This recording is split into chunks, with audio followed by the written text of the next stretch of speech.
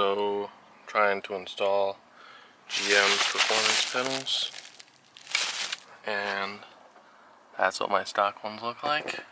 And you can tell they're a little old. Been through some. So I have an assortment of tools to try and help. Some prying tools, some swivels, different size sockets, boiling water, that's a major key.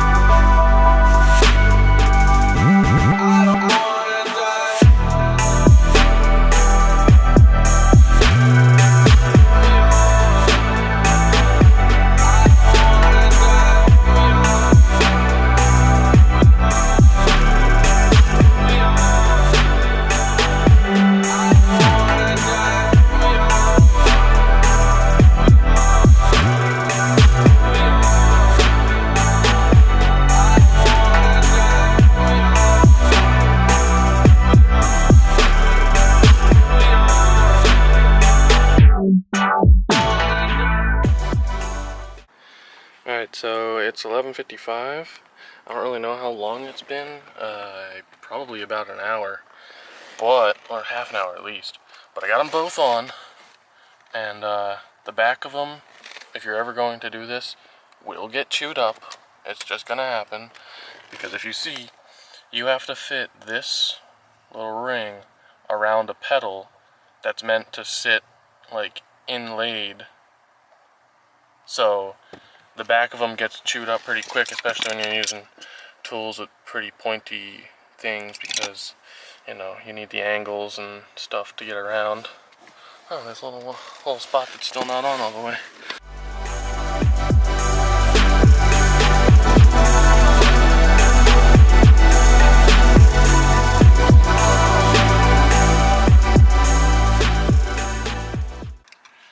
So now is the gas pedal, which as you can see, yeah, that'll be real fun, because it's pretty far up there. I'll come back when it's done.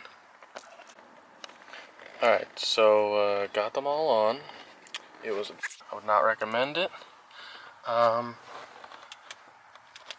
thing that took the longest was, there's 2 bolts there, and then there's one up so high you probably can't even see it.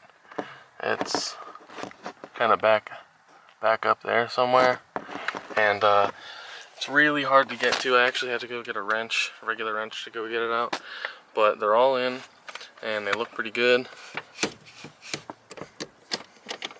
So yeah, that's all I really wanted. I mean, this is more along the lines of what I used.